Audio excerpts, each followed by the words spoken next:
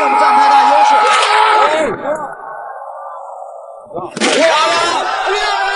转身的边拳，这拳太意外了。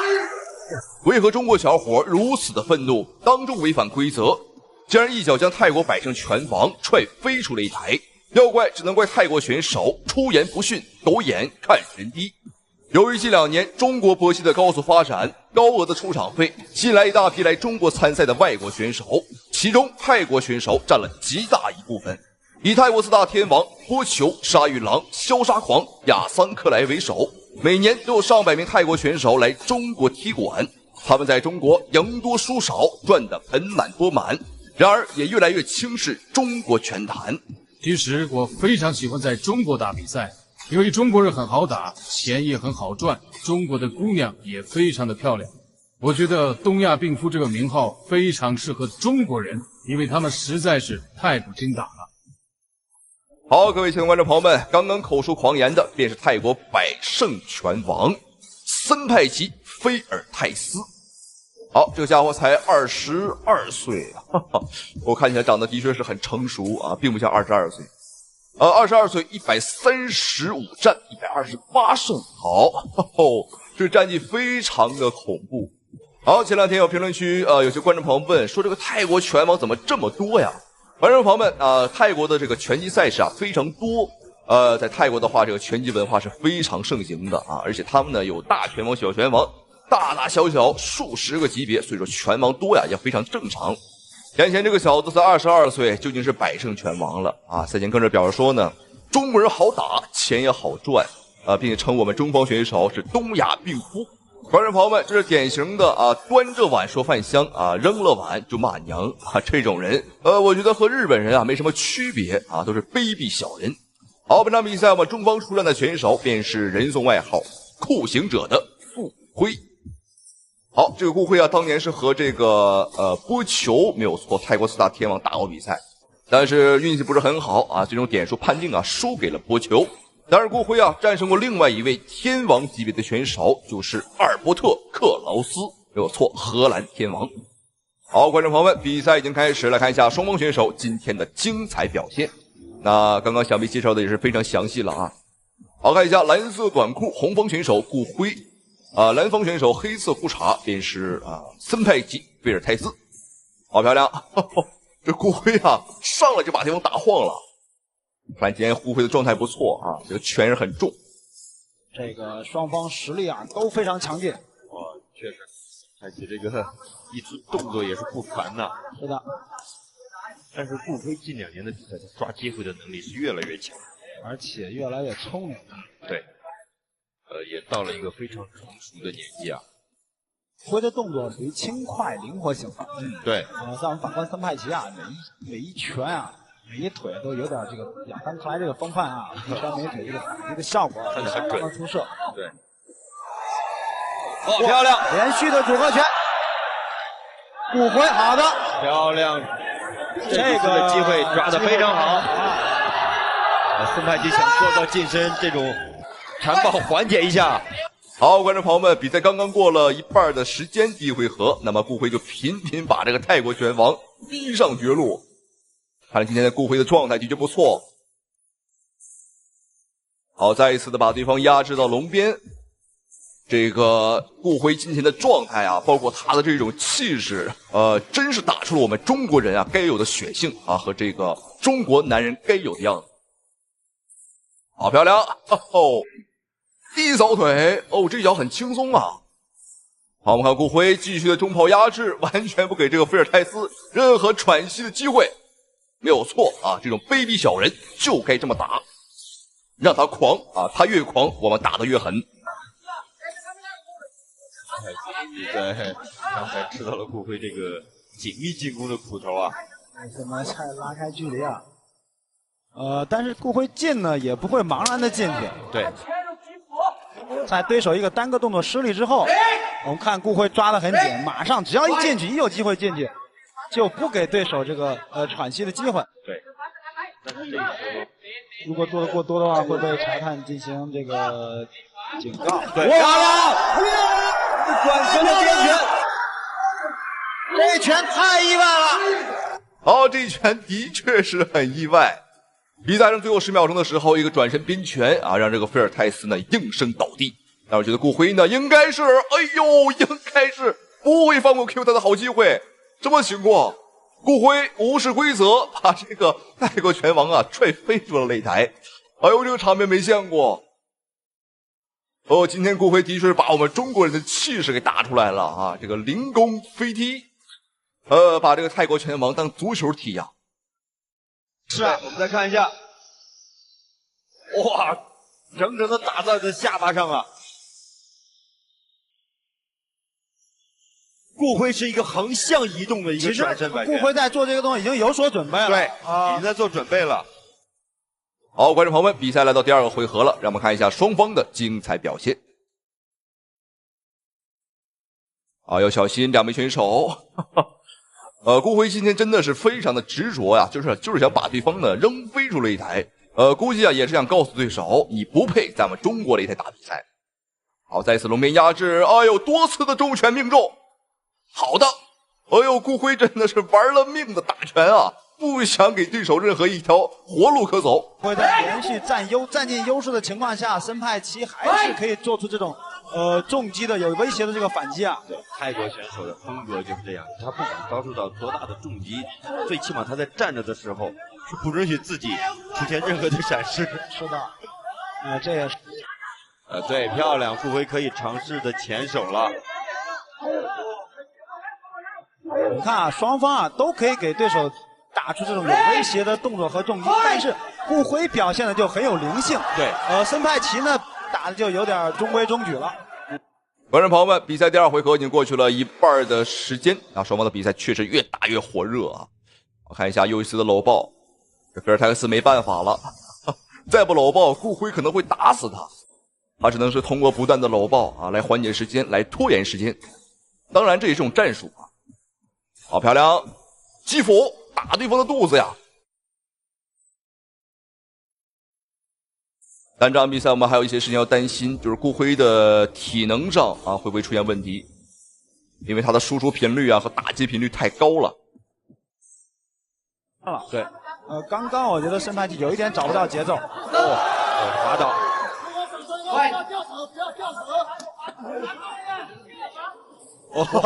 顧輝在腹肌同時做了一個假動作，森派奇也是心裡緊吶。顧輝現在很有經驗，慢慢把節奏放緩一點，因為前面幾組連續的這種進攻對體能消耗也是很大的。而且顧輝對於整場漂亮說已經佔了很明顯的優勢。對，很快啊！我們剛剛說顧輝把節奏放緩，就很快的一個搶負值啊。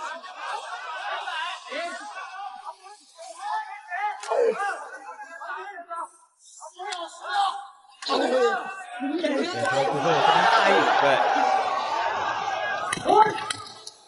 最後的10秒鐘，哇，還有最後的10秒鐘了。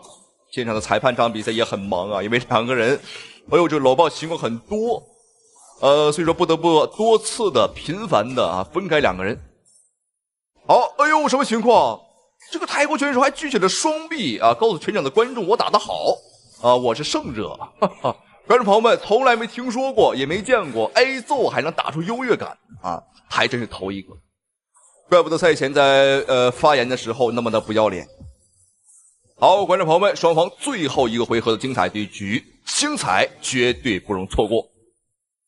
好，再來看一下紅方選手藍色短褲，中方選手酷刑者顧輝，藍方選手黑色褲衩便是泰國拳王百勝拳王菲爾泰斯。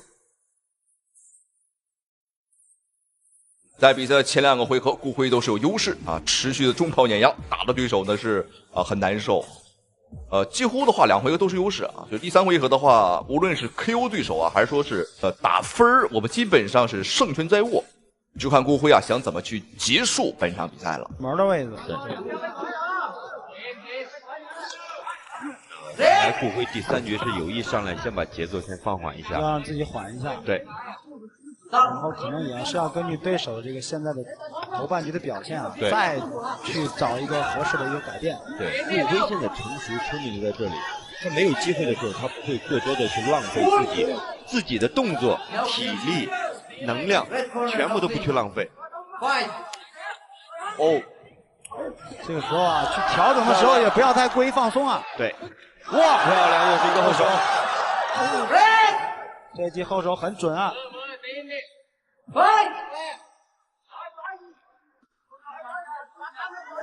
从对头部的防守上来说啊，顾辉还是相对来说比较严密一些。孙太奇虽然这个进攻的速度、力量，包括这个杀伤力都有，但是打完拳之后，对于头部的防守，还是略微有一些差。对，漂亮，漂亮！哇，这一腿接着神出鬼没，推开对手，马上就跟了个高扫腿。好看情况的话，双方想产生 KO 啊，幾乎是不可能了。但是顧輝這場比賽的表現已經非常的勇猛了啊，就像三國時期的呂布，這個抗戰時期的呂雲龍啊，打得非常的兇。但是這場比賽對方的這個菲爾泰斯啊，我們也不得不講啊，他的抗擊打能力不錯。哎，剛剛又是個轉身邊拳啊，但是很可惜沒有打到啊。顧輝的這個體能啊，觀眾朋友們真的是非常好，我們這個感覺不到他累。雖然說出拳速度可能會慢一些，但是還是不斷的輸出再輸出。無論怎麼說啊，這個氣勢上必須要壓倒對手。第三局比賽就最後的30秒鐘。哇！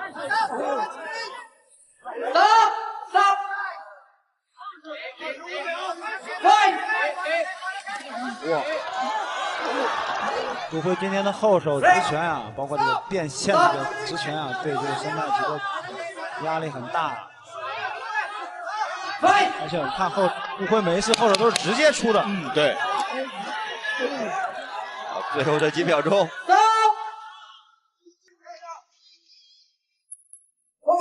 比賽結束。比賽結束啊，顧輝。好，觀眾朋友們，終於結束了這場3回合的對局，打了3個回合啊，雖然說沒有產生 KO，但是打得多麼精彩。哎，我們看裁判給了這個菲爾泰斯啊一張黃牌。為什麼？因為比賽當中他的摟抱太多了啊，次數太多，耍無賴的行為導致他呢吃到了一張黃牌啊，非常公正，我非常欣賞這位裁判。好，來看一下最終的裁判的判罰。紅方勝，開跑！開跑！中國勇士凌空一腳險些踢死日本冠軍，經此一戰，日本官方徹底被激怒。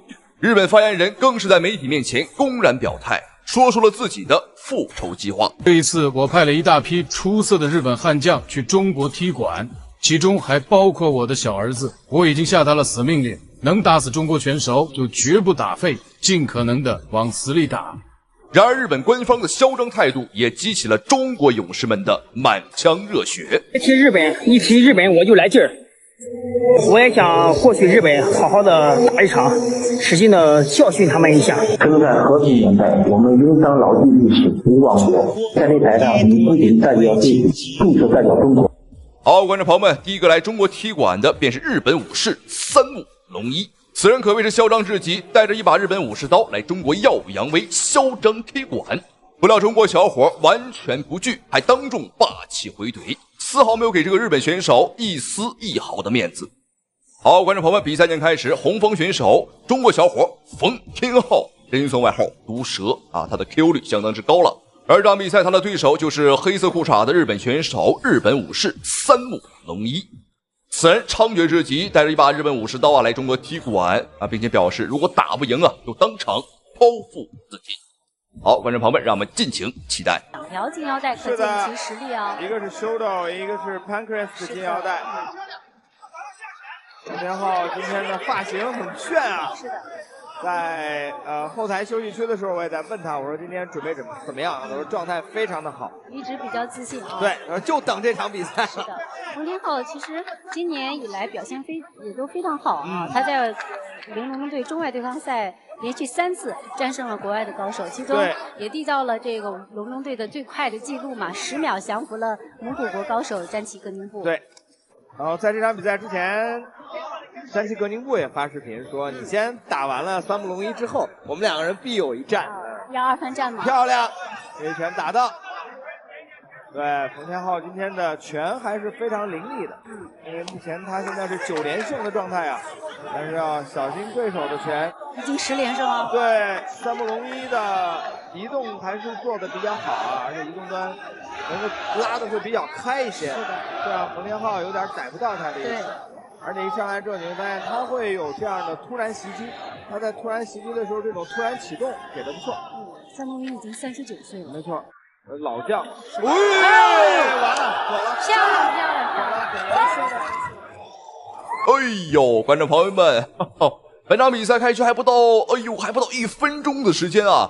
馮天浩一個霸氣的飛膝，幹碎了這個小日本子的天靈蓋，非常的給力。好，觀眾朋友們不要走開，因為接下來越打越精彩，越打越給力。好，觀眾朋友們，第二個出來抗日的便是中方選手中華虎楊建平。在我們中國，要說哪個拳擊手打日本人最多，我相信如果楊建平說自己是第二，絕對沒有人敢說自己是第一。沒有錯，楊建平打過的小日本子實在是太多了，不說100有80了，而且每一場比賽都是勁爆 KO， 基本上能打背我們是不留情的啊。有的掰斷胳膊，有的掰斷腦袋，有的打穿肋骨，总而言之啊，都讓他們有来无回。好，来看一下本场比賽来挑戰楊建平的對手，就是這個像個跳馬猴子一樣的家伙啊，上山之小。沒有錯，日本的空手道冠軍實力非常的強勁，而且賽前也是極度囂張，完全沒有把楊建平放在眼裡。楊建平，你給我聽好了，7號脖子準備好受死，不要把你從中華虎打成東亞病貓。好，這個上山之小的確是非常的猖獗。當然，觀眾朋友們，在比賽正式開始之前，我們先奏起國歌，奏起抗日的號角。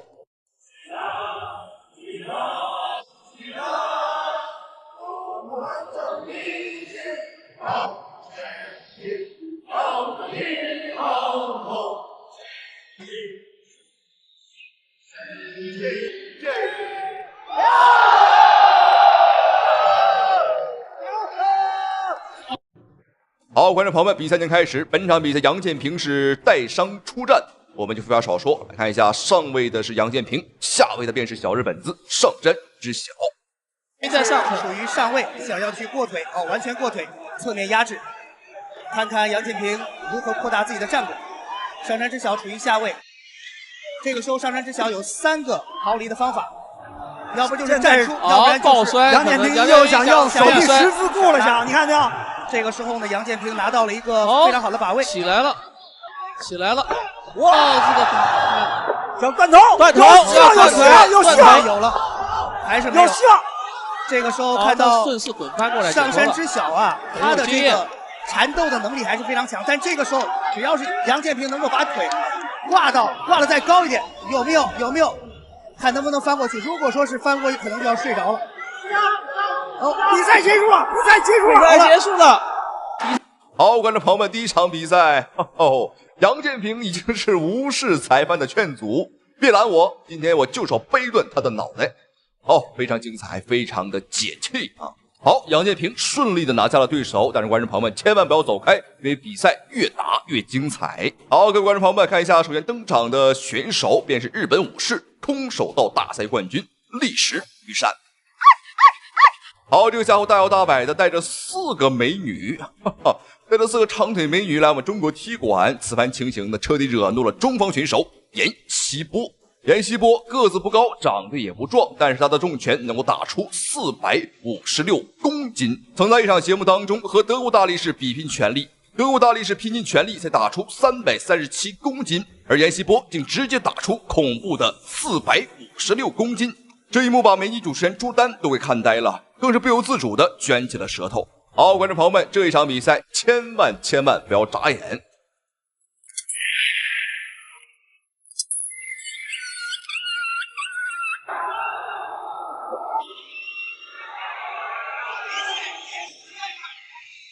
好，觀眾朋友們，本場比賽閻錫波僅用時6秒鐘，我的天哪！6秒鐘，觀眾朋友們非常的短，可能什麼事都幹不了，但是對閻錫波來講 ，KO 一個日本人足矣。好，我們看日本選手，這一拳直接打掉了對方5顆牙齒，據說賽後還縫了這個30多針呢。好，我們一起來看一下這個精彩回放，對方呢是直接飛了過來，哦呦，後手迎擊。沒有錯，就是這一拳讓這個立石玉山呢當場跪地不起。好，再來看一下這個慢動作。哦呦，對方的臉直接被打到變形啊！這個下巴肯定是斷掉了。好，觀眾朋友們，下一個來中國踢館的家伙，沒有錯，就是眼前這個家伙啊，穿着豹紋三角褲的粉毛啊，他就是變態中的變態，日本選手馬薩。我們注意看這個馬薩對着台下的中國觀眾大喊大叫，哎呦，這個家伙的確是很囂張。這場比賽贏着他的便是中國小將蹿山豹張偉軒。好，我們看兩名選手的眼神當中啊，就充滿了殺氣啊！讓我們來看一下張偉軒如何收拾這個粉毛馬薩。馬薩是迫不及待地衝向前去，這兩腿，漂亮！哇，直接一个张伟轩直接一个跳起来的高扫，对。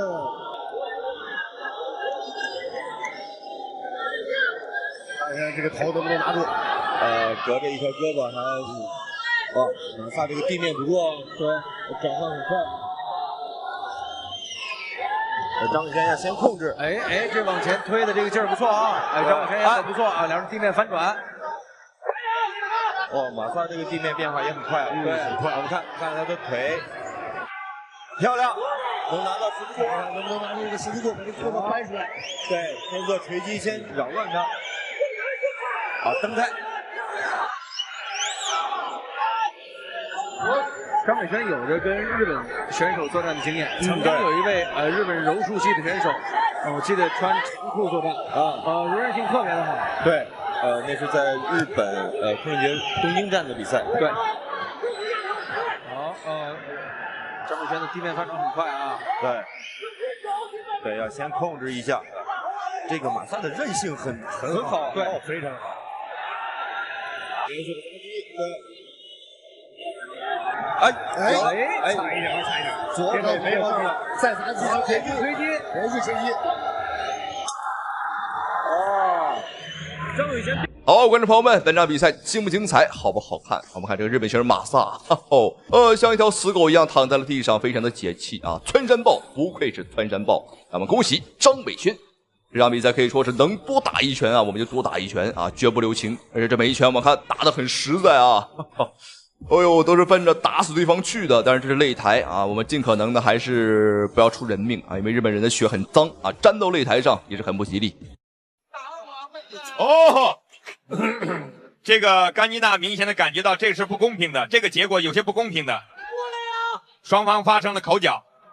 塔吉克斯坦總統女保鏢欲想欺負中國姑娘，惡意推搡，還想搶走獎盃，這場比賽究竟發生了什麼？好，各位觀眾朋友們，今天為您帶來的是非常經典的中塔大戰。首先出場的這位就是塔吉克斯坦前總統貼身女保鏢甘吉娜，她跟隨塔吉克斯坦總統10年有餘啊，走南闖北，你可以在任何重要場合見到她的身影。據傳聞，她的拳頭比子彈還快，曾經2秒打死1人。這次來華挑戰就是要佔據中國市場。這賽前呢，她更是揚言，我要在1回合內 KO 陳琳琳，還聲稱你們中國人都是廢物，我一拳打死1個人。而他今天要面對的對手就是來自咱們中國女將陳琳琳，她與張偉麗同出師門，更是擁有現代版穆桂英的稱號，曾獲得3條世界級金腰帶。他打過的格鬥賽事啊，更是不計其數啊，這獎盃也是拿到了手軟。好，各位觀眾朋友們，此時裁判示意雙方來到擂台中間，並訴訟比賽規則。好，各位觀眾朋友們，此時通過裁判示意，第1回合馬上開始。好，各位觀眾朋友們，第1回合正式開始了。由此可見，紅色拳套就是咱們中國的女將穆桂英陳琳琳，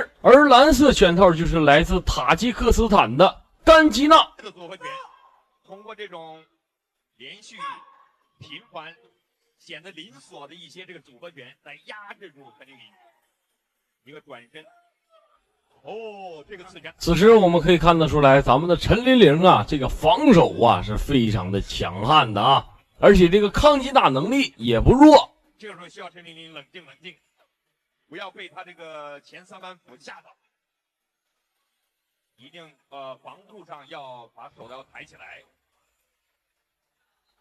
此時我們可以看得出來，這個甘吉娜想多次的突進咱們的這個陳琳琳的內圍，但是啊，咱們的陳琳琳這個防守比較好，他突不进来，這個甘基娜呀也是十分的着急。才能會在心理上呢讓甘基娜更具有優勢，因為賽前呢他已經對陳琳琳的這個整個技術戰法都做了深刻的研究。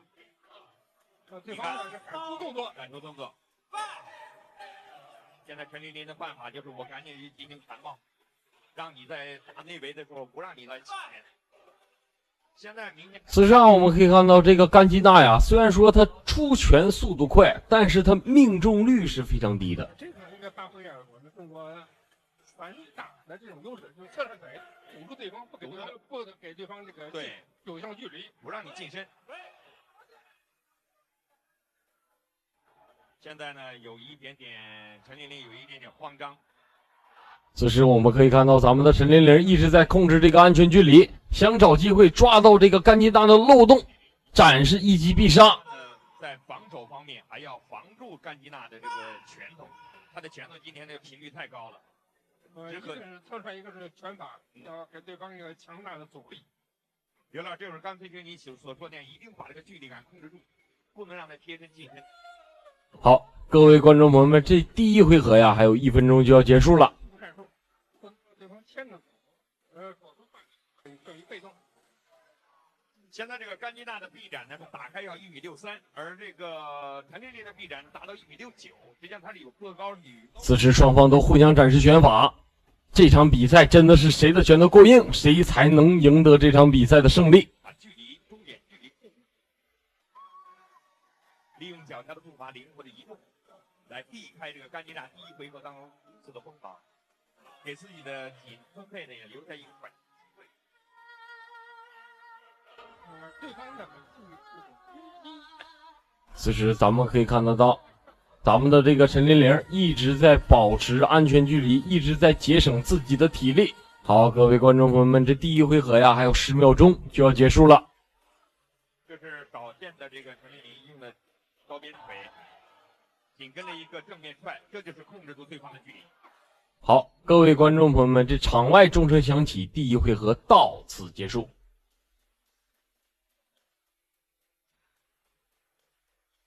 讓我們看一下這第一回合的精彩回放，同時也讓我們來分析一下這一局的戰況。通過這第一回合呀，我們可以看到咱們的陳琳琳的防守是非常厲害的，而且這個抗擊打能力啊也是不弱的。雖然說是這個甘基娜呀，她這個出拳速度非常快，但是她的命中率非常低。58公斤。好，各位觀眾朋友們，此時穿着火辣的小姐姐舉牌，於是第二回合馬上開始。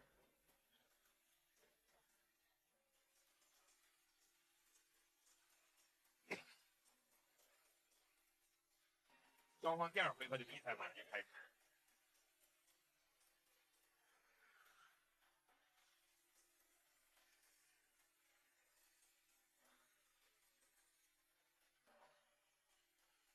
這個阿比布拉娃甘基娜是在塔吉克斯坦是女神級的教練，很有經驗，而且性格比較很冷靜。在面對中國選手比他身高要好，各位觀眾朋友們，這第二回合正式拉開序幕。他絲毫不膽怯。我更看中國選手呢，腿法的這個阻擊開始發揮了有效的作用，但對方呢就是亂衝取勝，還是要防止這個爆頭術啊！甘基娜這個爆頭太厲害了。他連續就是只盯住了這個陳琳琳的頭部，這個時候，此時我們可以看到咱們的陳琳琳一記鞭腿把這個甘基娜直接擊倒在擂台上。好的，甘基娜在轉身的時候沒有坐過來，這個時候這個陳琳琳吸頂了他一下。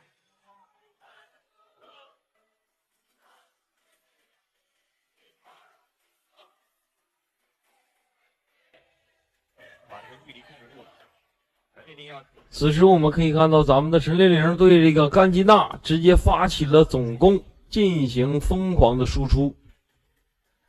現在呢，主要來講的陳琳琳防守稍微有點散，進攻呢有點遲緩。這個時候下決心呢，先出手。一个是先出手，一个是要打好一个组合跟进。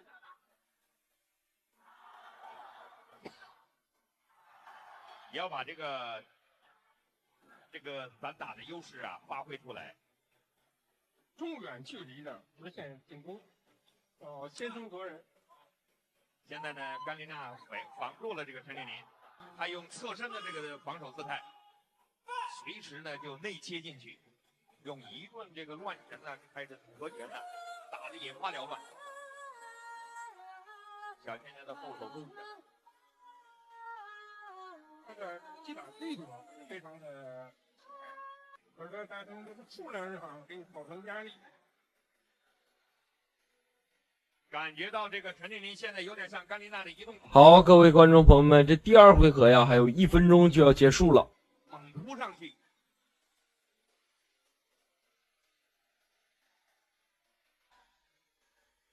如果这个此时，这个甘基娜想一记轉身後蹬踢到陳琳琳的腹部，但是陳琳琳啊反應快，直接就是一記重拳將其擊倒。步步為營。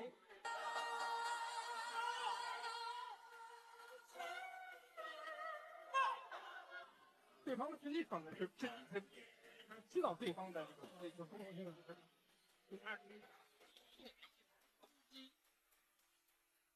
此時裁判叫停了比賽，因為雙方這個臉上啊都血流不止啊。頻率啊，他動作中跟他頻率哇特點。劉老師剛才看到陳琳琳已經是血染賽台了，她好像左眉骨出現了流血的這個現象。我們剛才畫面好像是陳琳琳。這場比賽呀打得非常精彩呀，雙方臉上都出血了啊。我們看陳琳琳呢？這個雙方有個衝撞，他的髮型也干擾了他。現在場一呢已經來到了擂台上。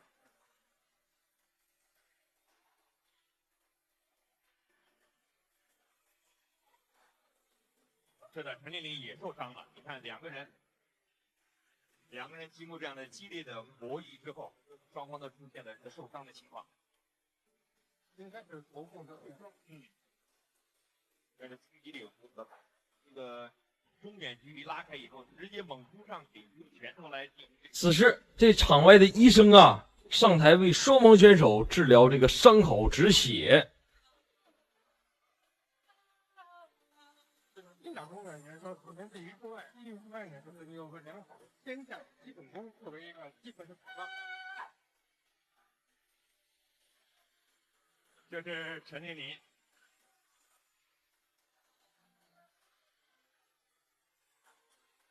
剛才雙方真的是在這個幾乎是同樣的左上顎的部位出現了一個碰撞啊。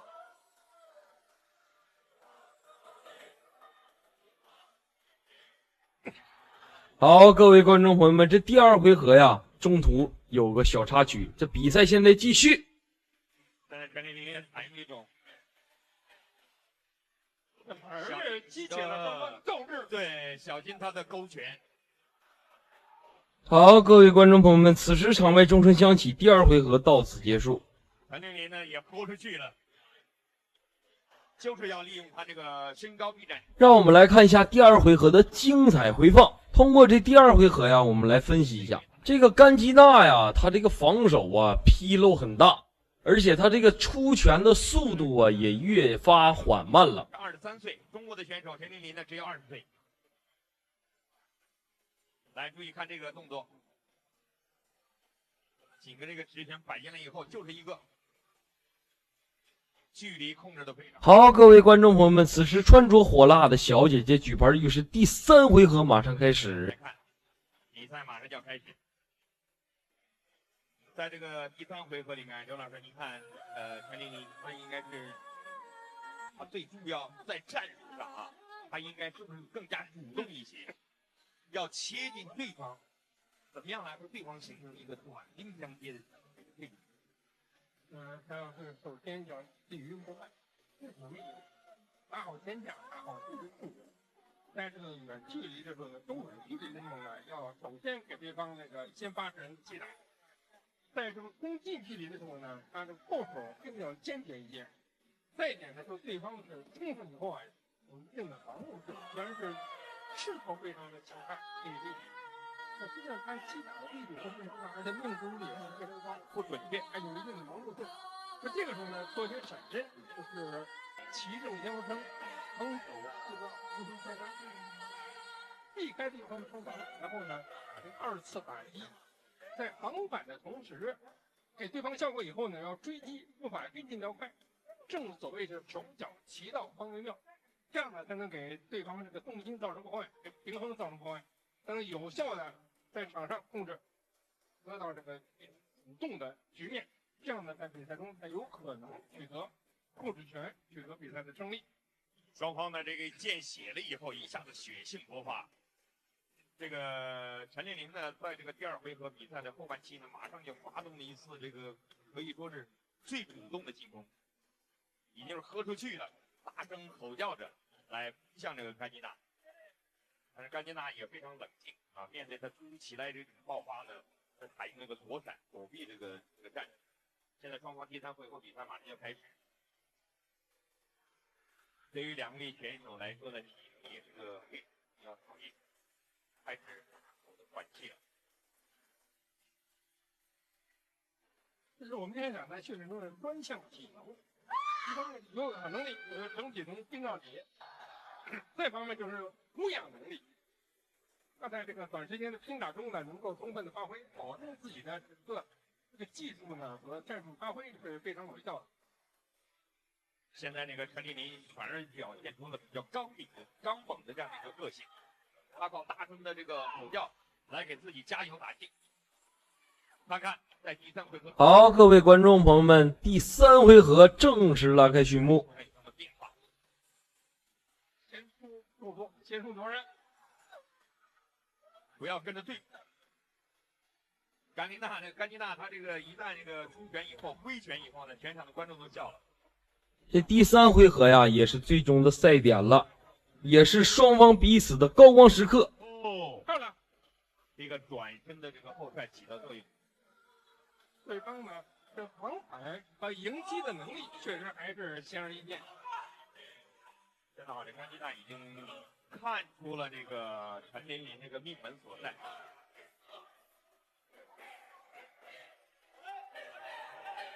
他就始終在用自己的戰術，直接是爆頭，做的執行的非常的堅決。你看，他爆頭呢不是單純的爆，他是連續組合之後，等你準備你挨2-3拳以後，你準備反擊，他一下給你纏住，哎，他把你這個反攻就化解了。現在雙方的僵持在這裡，注意啊，看這個甘吉娜，他也進行那個身體姿態的調整和。好，各位觀眾朋友們，此時我們可以看到咱們的陳琳琳對這個甘吉娜進行猛烈的輸出，給這個甘吉娜呀整的一個踉蹌。嚴格這個比賽規則來進行，如果這個時候再跟進的話，可能效果就更好一點。因為場上那個出速度啊，要是核心力好的，應該是有更大程度。就你隨時保證了這個視險節奏，這才能夠進入犯規。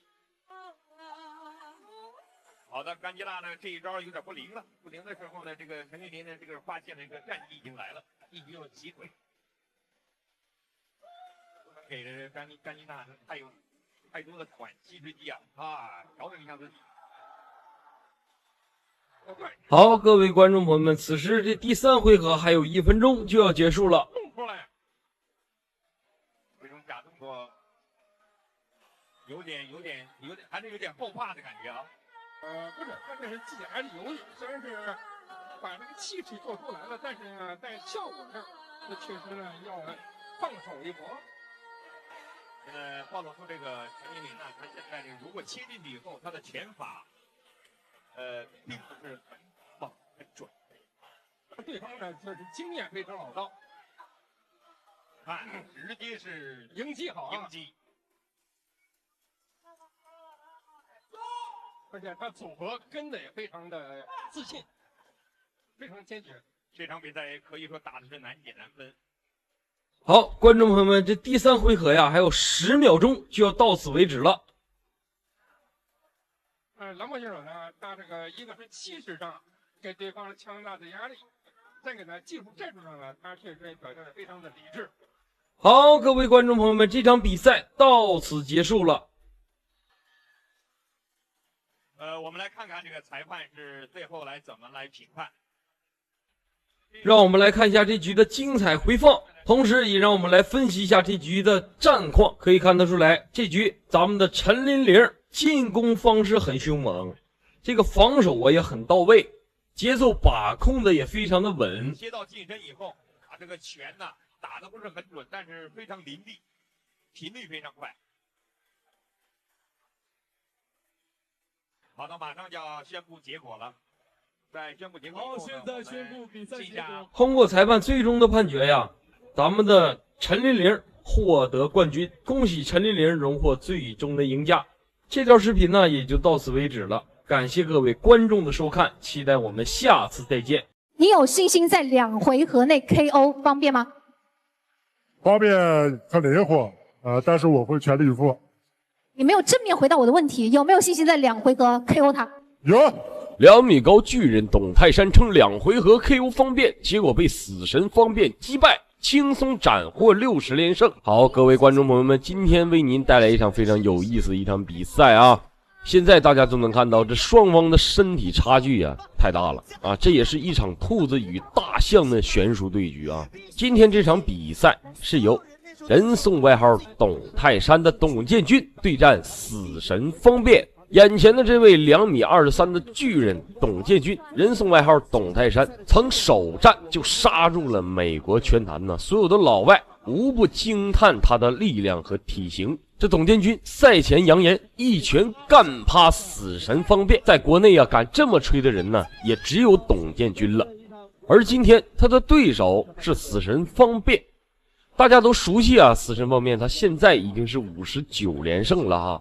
他曾經也是讓無數老外聞風喪膽。如果今天這場比賽呀，他要是贏了，就60連勝了。好，各位觀眾朋友們，讓我們話不多說，比賽呢已經開始了，讓我們回到比賽，同時啊，也讓我們期待這個死神方面是否能擊垮這董泰山呢？首先呢，映入大家眼簾的紅色手套正是咱們的董泰山董建軍，而藍色手套啊正是咱們的死神方便。此時啊，咱們可以看到咱們的方便是非常靈活的啊，而這個董建軍呢，他的臂展啊是非常長的，這各有各的優勢。可以看到咱們的死神方面一直採取這個游走的戰術啊，不與這個董建軍直面的對抗，不敢輕易的出拳，怕這個防守的漏洞被方便給發現啊。所以看一下雙方的第一回合處於試探的一個狀態。我們此時啊，大家都能看到啊，這雙方啊都在拼命的試探對方的虛實啊，都不敢貿然的進攻啊。這場比賽呀，打的都很緊張。會長一點，好，一個輕浮，方便打進去了啊。我們看到這個第一回合這個董泰山啊，他已經開始往前壓了啊。哎，這此時啊，我們可以看得出來呀，這雙方的臂展身高啊相差太懸殊了，真的是太懸殊了。這個董建軍呢，身高太高了。這個臂展呢，稍微要比這個死神方面長，他在這個擂台上的內圍啊是非常占有優勢的，但是沒有關係，這死神方面呢，他非常靈活，他把控這個攻擊的距離啊是非常強的，而且呀，他把控自己的節奏是非常好的。高的話有一個劣勢，就是它移動起來會比小個子的更加的困難，更加的吃力，所以在體能上面對於身高高的拳手來說也是一個非常大的挑戰。此時咱們的董建軍呢一直在進攻，但是咱們的死神方面躲閃的很快呀。泰山能不能支撐完5個回合，能不能在前2個回合就把方便 KO 呢？今天在我們的這個搏擊秀上還沒有出現首次的 KO， 那今天在他們倆之間的對決當中能不能出現首次 KO 呢？好，我們可以看到比賽呢現在進入到一個非常焦灼的一個狀況啊。現在我們的泰山，此時啊，這第一回合還有20秒就要結束了。這回合還有20秒鐘。對，我們泰山就是想在前2個回合啊，就能夠把我們的方面 KO， 所以呢，但是我們看到這第一回合這個泰山的這個進攻的這個效率是非常低啊，這個雖然會有一些的前刺拳的動作，但是這個命中率是非常的低啊，因為他的好，各位觀眾朋友們，第一回合到此結束。好，第一個回合休息90秒。好，休息90秒的時間。此時我們穿着火辣的小姐姐舉牌仪式第2回合馬上開始。他身高有2.13米。好，各位觀眾朋友們，第2回合正式開始。他是中國職業拳擊的運動員啊，是職業運動員。那麼他曾經練過摔跤、練過柔道、練過散打等專業格鬥的技能。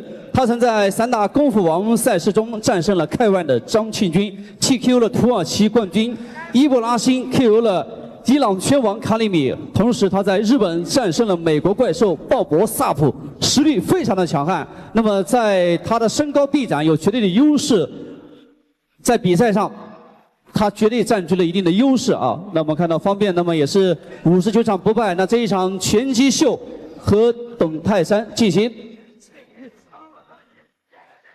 這是第2回合了啊，我們總共有5個回合，每一回合有3分鐘。好，我們看到這個董泰山的這個前刺拳，分拍。這2位啊，其實都很難打啊。這個因為這個董泰山的這個，其實啊，這場比賽雙方都是很難打的。雖然說啊，這個董泰山呢，他的臂展很長，個頭很高，但是他打不到咱們的死神方面。死神方面呢，他靈活性很強。虽然說呀，死神方面他的靈活性很強，但是他很难攻进這個董泰山的防守，所以說這也是一場矛與盾的戰爭。身高211公分，2位呢都是非常厲害的頂尖級的這個拳手運動員啊，也可能只有在散打哥的搏擊秀的活動現場才可以看到2位非常優秀的運動員出現在一個比賽現場。是的，因為這是一場拳擊秀啊，所以雙方才同意。那麼在正常的比賽中啊，那麼我們的職業搏擊啊，拳擊看的是體重，雙方體重必須是一個量級才可以登上這個職業拳擊的擂台。是的，同時呢，其實我們是一個搏擊秀啊，跟所有的老鐵來說是一個搏擊秀。雖然他們都是真打，但是我們是一個搏擊秀，為的就是展現運動員的風采，然後呢，弘揚體育精神，宣傳全民健身的一個正能量。大家都知道，我們散打哥是非常正能量的一個快手主播啊，所以沒有關注散打哥的各位老鐵們，關注一下我們散打哥，加入粉絲團，我們紅包不間斷啊，紅包不間斷，精彩不停，趕緊關注一下散打哥。真的，我看到現在真的2位真的太難打了啊！这真的太難，一個是力量，一個是速度，這就是這場比賽呀，雙方真的是很難打呀。死神方面啊，他的靈活性真的是太強了，而這個董泰山呢，他的進攻方式也很兇猛。這場比賽呀，也是速度與力量的一場對決。來，我們直播間的老鐵們啊，支持方便扣個1、9、8，支持7、董泰山的2、5、4、3、2、1，啊，這一回合結束。好的，支持。好，各位觀眾朋友們，第2回合到此結束。休息90秒。好，休息90秒。新一回合正式開始。紅包擊秀，輸贏不計入雙方的戰績啊。拳擊秀，旨在推廣中國搏擊、拳擊格鬥行業的。是的，宣揚運動員的風采啊，弘揚我們的體育精神，宣傳全民健身的正能量。所以各位老鐵們啊，這個連續的一個精彩的比賽都在散打哥直播間。剛剛這個泰山連續的刺拳啊，對方面造成了一定的壓力啊。哎，我們看到這個真的太難了，雙方真的太難打了啊。是的，比賽已經進行到第4回合了，一共5個回合，對選手的這個比賽接近尾聲，雙方打得都大汗淋漓。方便全場都在靈活的跑，雖然沒有實際性傷害的，反觀董泰山的進攻一直很強悍。此時啊，咱們的死神方面也是不斷的搖閃，找這個董建軍的漏洞，直接發起進攻。雖然呢，這個死神方面一直在搖閃呢，但是咱們的董建軍這個力量啊，絲毫不減。其實啊，咱們的死神方面呢，心裡深知啊，不能說自己有漏洞。如果說被董建軍抓到漏洞的話呀，很可能一記重拳自己就被 KO 了。拳的这个有效性跟力量有多大了啊！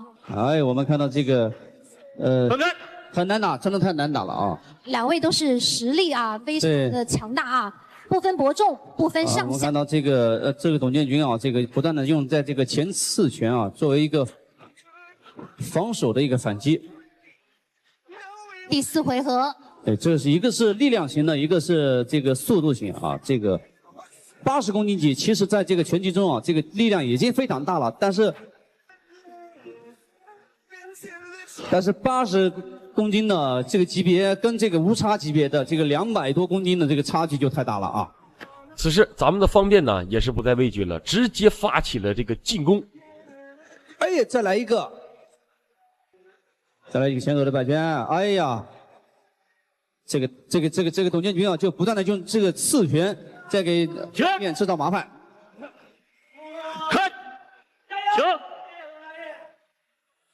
裁判多次暫停比賽呀，是因為這個董建軍的短褲太大了，多次老是掉褲子啊。好不好？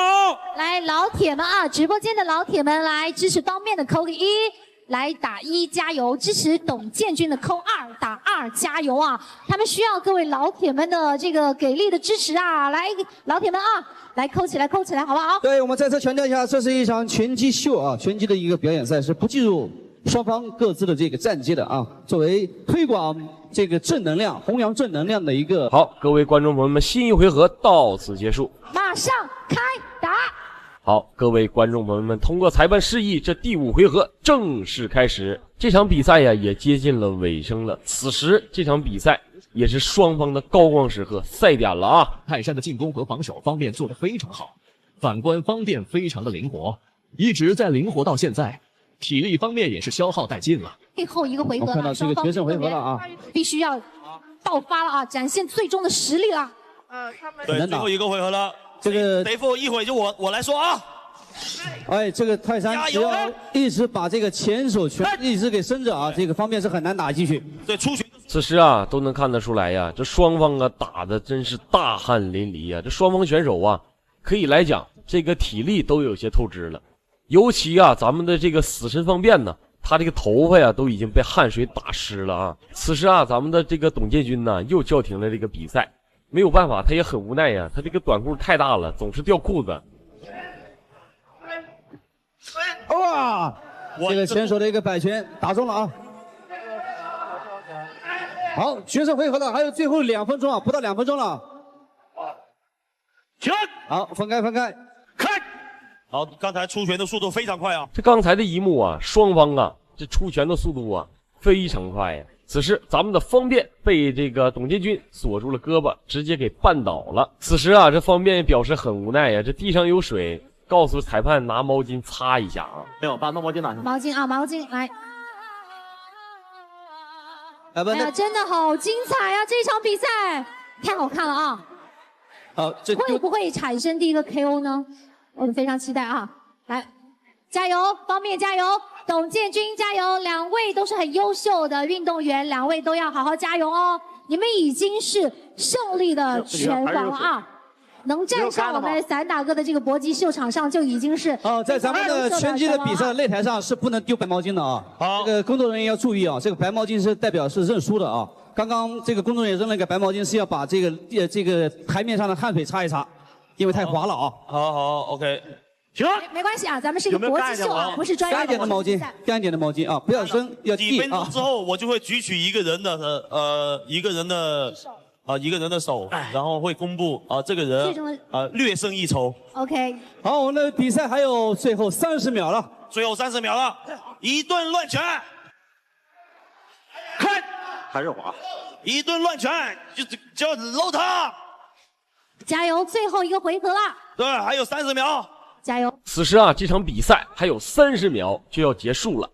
最後15秒。14秒。13、12、來11、10、9、8、亂拳6、5、4、3、2、1，結束。好，各位觀眾朋友們，這最後一回合呀，比賽正式結束。好，各位觀眾朋友們，讓我們等待裁判的最终判决。没错，最后的结果呀，就是咱们的死神方面荣获最后的冠军，恭喜方面荣获60连胜，荣获这场比赛的最终赢家。这条视频呢也就到此为止了，感谢各位观众的收看，期待我们下次再见。当中能不能出现首次 KO 呢？好，我们可以看到比赛呢现在进入到一个非常焦灼的一个状况啊，现在我们的此时啊，这第一回合还有20秒就要结束了，这回合还有20秒钟。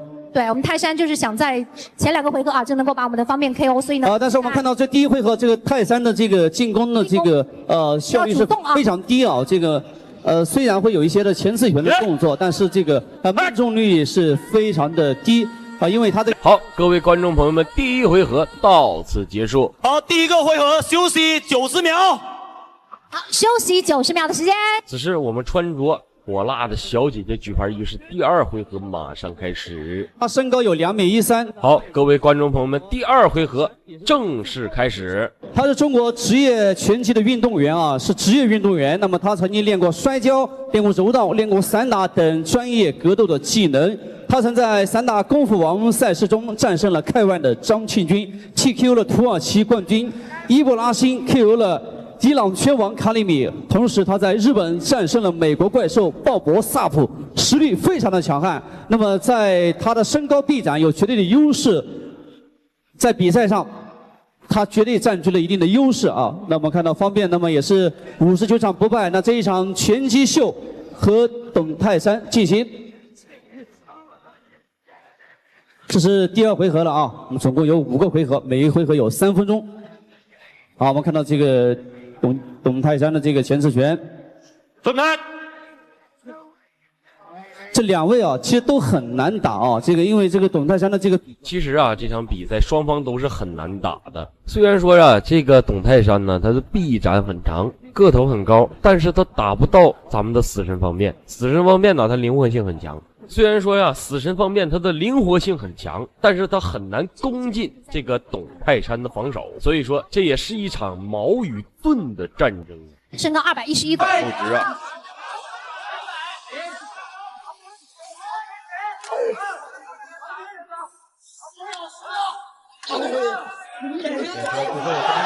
对。啊，最後的10秒鐘，哇！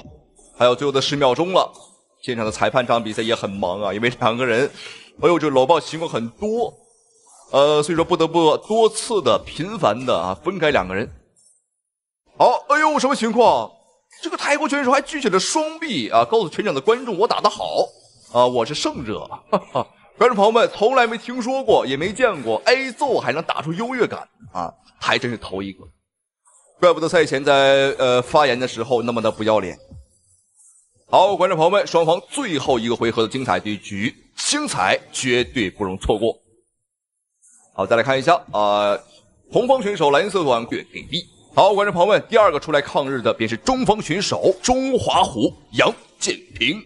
在我們中國，要說哪個拳擊手打日本人最多，我相信如果楊建平說自己是第2，絕對沒有人敢說自己是第1。沒有錯，楊建平打過的小日本子實在是太多了。不說100有80了，而且每一場比賽都是勁爆 KO， 基本上能打背我們是不留情的啊。有的掰斷胳膊，有的掰斷腦袋，有的打穿肋骨。總而言之啊，都讓他們有來無回。好，來看一下本場比賽來挑戰楊建平的對手，就是這個像個跳馬猴子一樣的家伙啊，上山之小。沒有錯，日本的空手道冠軍實力非常的強勁。而且賽前也是極度囂張，完全沒有把楊建平放在眼裡。楊建平，你給我聽好了，7號脖子準備好受死，不要把你從中華虎打成東亞病貓。好，這個上山之小的確是非常的猖獗。當然，觀眾朋友們，在比賽正式開始之前，我們先奏起國歌，奏起抗日的號角。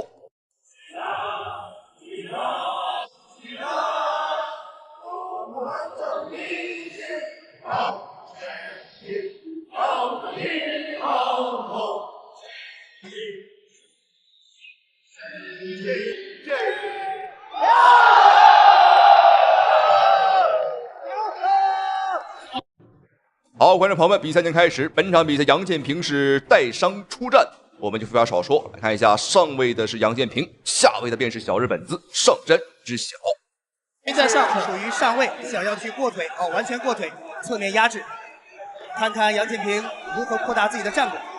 上山知曉處於下位，這個時候上山知曉有3個逃離的方法，要不就是站出，要不然就是楊建平又想用手臂十字固了下，你看沒有？這個時候呢，楊建平拿到了一個非常好的把位，起來了，起來了，哇，這個小斷頭，有希望，有了，還是沒有希望。這個時候看到順勢滾翻過來，上山知曉啊，他的這個纏鬥的能力還是非常強，但這個時候只要是楊建平能夠把腿掛得再高一點，有沒有？看能不能翻過去。如果說是翻過去，可能就要睡着了。比賽結束了，好，觀眾朋友們，第一場比賽，楊建平已經是無視裁判的勸阻，別攔我，今天我就是要悖論他的腦袋。